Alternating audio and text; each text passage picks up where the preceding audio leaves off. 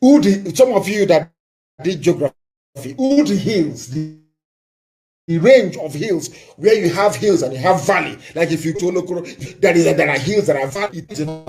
From Ungwa, it is now way to the ocean.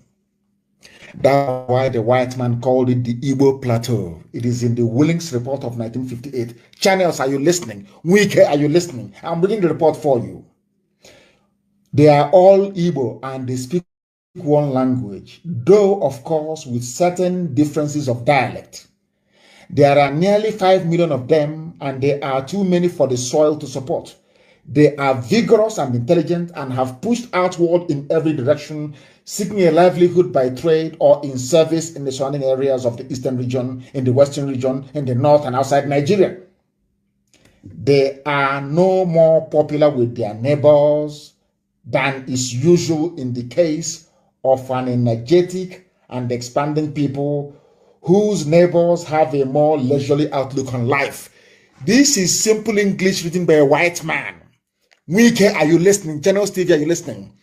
A white man said in 1958, these people that inhabit the plateau of rivers, I call Igbocha, that is the proper name. You people, you are Igbo.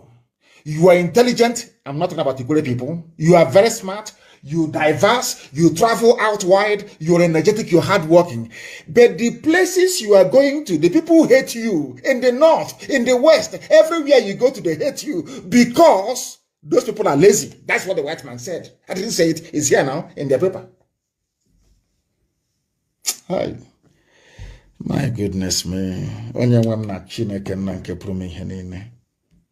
They hate us because we are hardworking. That is why they brought Ahmed Gulag to Owerri and killed him, that they may demonize and kill as many of us as possible. Because we are energetic. We are blessed by God. Everybody is in this together. Everybody in the former Eastern region. This is what a white man wrote about you in 1958. Do you know what the white man said again? As I've been teaching you for a very long time, let me tell you what the white man said. Though there has been no great kingdoms or indigenous culture in the Eastern region, no great kingdom. The only reason why Britain hated us was because they could not have any one man to go to say, oh, tell them what to do. Because we had no kings. But the coastal chiefs means the Jaw people, the coastal chiefs, those who live by the very close to the Atlantic Ocean, they grew on their trade with European merchant ships, simply slavery. That's all they were doing. So some of you that claim you're from a Jaw, you're not Biafra, you are saboteurs. It's in your nature. You've been selling your brothers to the white man from time. You know me, I speak the truth. And I damn the consequences. When you see somebody from a Jaw land as a traitor, it didn't start today. They started selling us to the white man. Betrayal is in their blood. Look at Edwin Clark. Look at our data spiff. But I'm not going to generalize. The man that gave us the name Biafra that most Eja people say they don't want to identify with is an Eja man. That is the most, that is the irony of the whole thing. I thank God for Franco Pigo. I thank God for people I cannot mention their names here because I don't want the police looking for them. From Ijoland. I thank Tompolo. I thank all of them. They know who they are. That have this thing at heart. I'm not saying that Igbo politicians have helped any matters or no, they made it worse. And sometimes I don't blame our brothers from the coastal region. In the year 1999, I've said this story, I've told you this story about 1 billion times over, but I'll say it again tonight. When we were still running around or carrying bags for politicians, I left England to try to come to Biafra land to unite this great family. Then there was no IPOB. There was no agitation by anybody. This was before MASOP started. Before anybody mentioned Biafra to anybody. I was at a place called Obunabali in Iguacha, talking to the local chief, the traditional ruler there. And he said to me, my son, where are your fathers? This particular message you're bringing to me, your father should be bringing it here. A message of hope and reconciliation of our people. Because I sat him down and I lectured him about history and who we are, that we are one people. That was the day that I went to the office of Don Mite of Mossop. Ask him, he will tell you. The year was 1999. We've come a long way, haven't we? It's called consistency. I never change. Ask Mite, the leader of Mossop, what I told him in his office. I met him in his office in Niger Street. In Iguacha. I'll never forget. That day, I was coming from the home. I don't know if it's late now, because it's a very long time. I was coming from the home of the traditional ruler of Obunabale. You know, Hotel Chester is opposite. Oh dear, let Lord have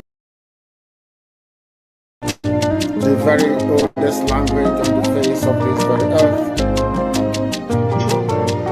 Because I can say that from what I have just listened from you, it is just not ordinary. Very wonderful.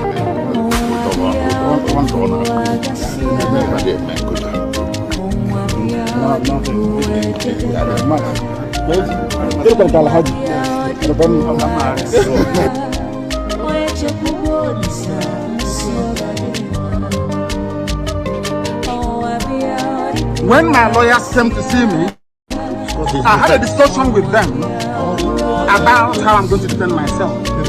I told them that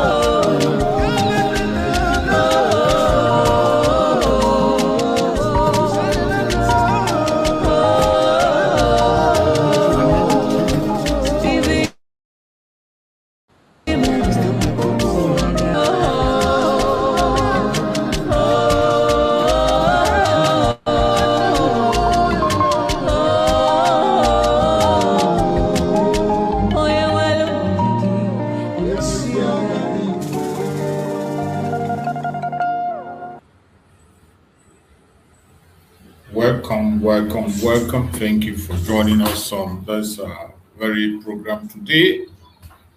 I appreciate everyone that has connected, wherever you are connecting from. Like and share the program, share to family and friends, share to your neighbors, keep sharing so that we can be able to reach to those who need the message. So today we have come once again, as we always do, to speak on a particular issue today.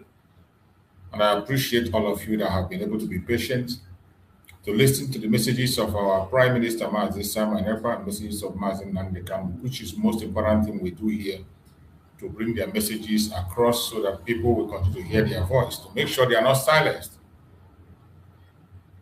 So this morning we are talking on a topic that says Biafra self-determination. The shocking truth the world is finally beginning to see in Nigeria. The shocking truth the world is beginning to see in Nigeria. Biafra self-determination. So we are going to do justice to this very program. As always, this is not merely a political discussion. This is a conversation about human life. It's a conversation about security, a conversation about justice, a conversation about the future. Millions of people across the world wake up every day wondering whether they will return home safely. Families travel in fear. That is the situation of Nigeria now. Farmers cultivate their land in fear. Students go to school in fear. Business owners open their shops in fear. Communities live under the constant threat of violence, criminality, kidnapping, and uncertainty. The question many people are asking today is simple. How did Nigeria get where it is today? How did Nigeria become what it is today? And more importantly, where do we go from here? This is a question that many people are asking. People are asking on different platforms, on different angles. For decades, Nigerians from different ethnic, religion, regional backgrounds have complained about insecurity, corruption, inequality, and governance challenges. These concerns have become more important, pronounced in recent years. It has become much more pronounced than ever. Many citizens believe that the current challenges facing Nigeria go beyond ordinary political disagreements. Definitely it is. They believe that the country is facing a deep crisis of trust between the government and many of its citizens. When citizens lose confidence in institutions, tension rises. When people feel unheard, frustration increases. That is the situation in the Zoological Republic today. When communities feel neglected, agitation emerges. And when insecurity becomes widespread, society begins to experience serious strain. One of the most prominent discussions arising from these challenges is the question of Biafra self-determination. Biafra self-determination. You can't run away from it. No matter how they try, it can never be taken away. The issue of Biafra remains one of the most significant and controversial topics in modern Nigerian history. More than 50 years after Nigerian civil war ended, discussions surrounding self-determination continue to resurface among many people. For some, the Biafra movement represents a demand for political inclusion, justice, and recognition. For others, it raises concern about national unity and territorial integrity. Regardless of one position, it is impossible to deny that the conversation remains relevant. The conversation about Biafra remains relevant. You can't deny it, no matter how you try. The fact that millions continue to discuss the issue demonstrates that underlying concerns have not completely disappeared. For the fact that many are still talking about it, with all the attack from the government, with all their propaganda and blackmail, people are still talking about Biafra, shouting about Biafra on various platforms, various angles.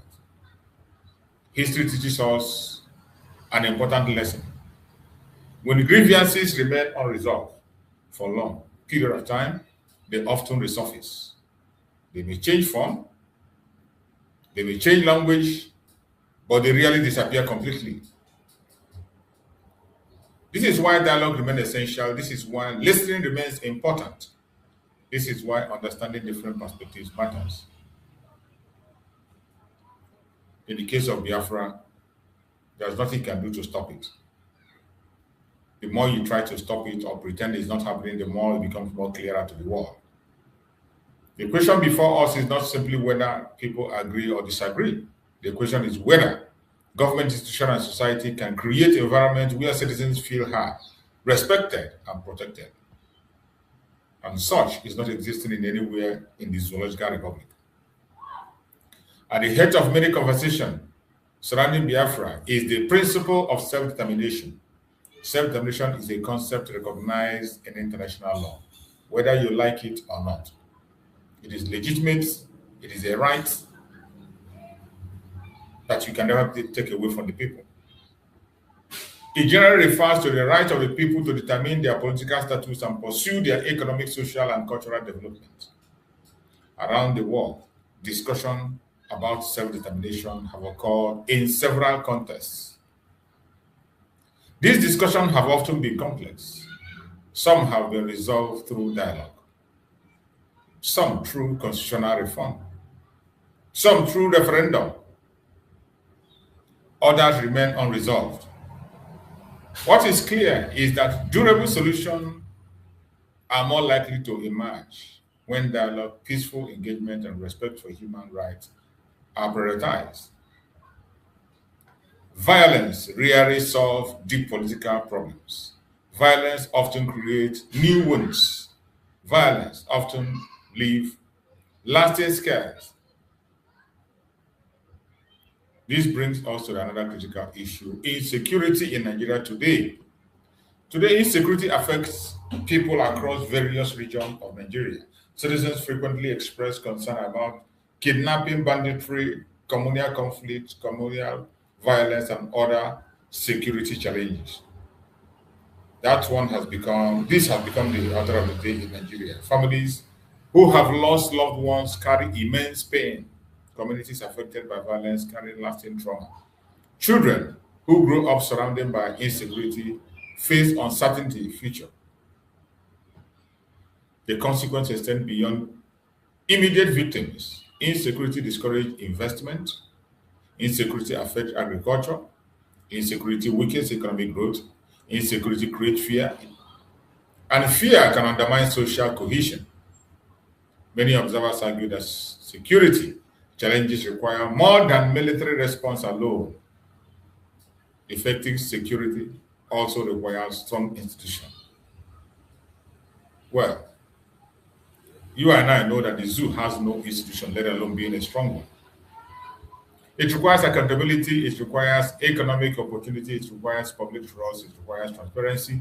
Most importantly, it requires citizens to believe that their concern matters. A nation cannot achieve lasting stability if large number of the citizens feel disconnected from decision-making process. All this is to show you that Nigeria, just as we have been saying over and over again, has become a failed state and irredeemable. People want to be heard. People want to be respected. People want to have equal opportunity. People want justice. These are universal aspirations.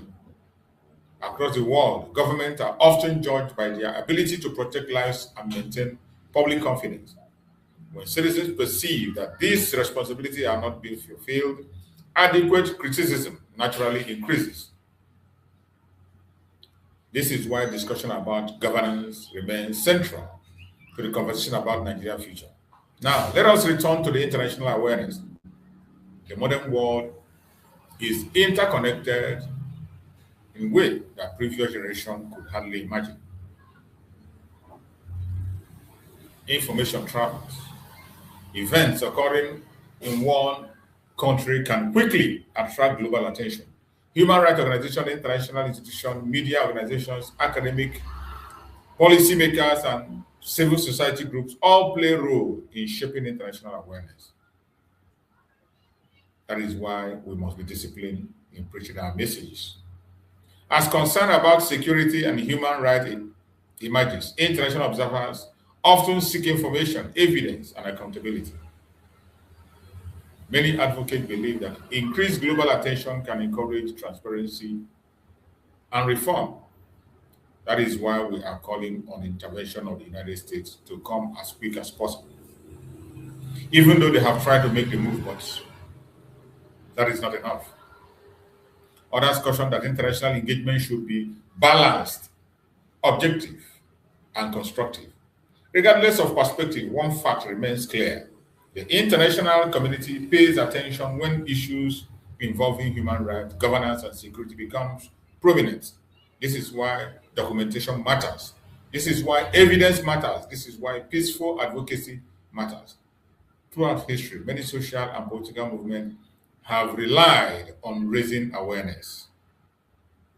We must continue to raise awareness. Don't think that they are not watching. They are watching us. They are listening. And in the near future, something is going to happen. Awareness alone does not solve problems, though. However, awareness can create opportunity for dialogue. Awareness can encourage investigation. Awareness can inspire action. Awareness can bring overlooked issue into public view. That is the importance of speaking, regardless who is watching.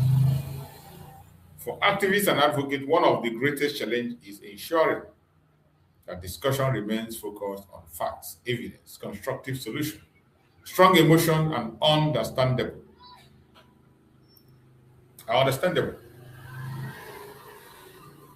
But sustainable progress often requires patience, organization, and strategic engagement. As we reflect on these issues today, we must remember that every statistic represents a human being.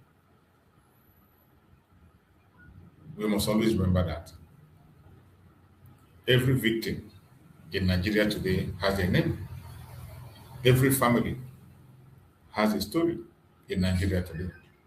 Every community has hope and dreams. Behind every headline is a human experience. The ultimate goal should never be endless conflict. The ultimate goal should never be perpetual division. The ultimate goal should be peace. That is what everybody's crying for, including the Biafra. That's what we are calling for, peace. The ultimate goal should be justice. That is what we are calling for. The ultimate goal should be security. Ultimate goal should be dignity for all people. That is all we are asking for. And how long are we going to continue to cry? How long are we going to continue to wait? How many people more need to die before something will be done? How many people more need to die before proper action will be taken? Well, wherever you are watching this program from, no matter what happens, do not get discouraged. Do not get discouraged. Solution is still going to come. Solution is definitely going to come. It doesn't matter how long it takes. It doesn't matter how it's delayed. It is very certain that we are under a heavy attack. But in the midst of that, we must never give up. We must continue to do what we have to do. We must continue to speak louder and let the world hear our voice. The international community attention must be drawn to Nigeria more than ever. So wherever you are, continue to use your platform effectively to draw the attention of the world to the atrocities that is happening in the Zoological Republic of Nigeria. It is getting worse every day. Just when you think you have seen it all, you wake up and you realize that you haven't seen nothing yet. We must be very careful. We must be very careful and continue to pay attention to what is going on. We must be very careful. We must not allow ourselves to be used. We must not allow the enemies to take over our right. We must continue to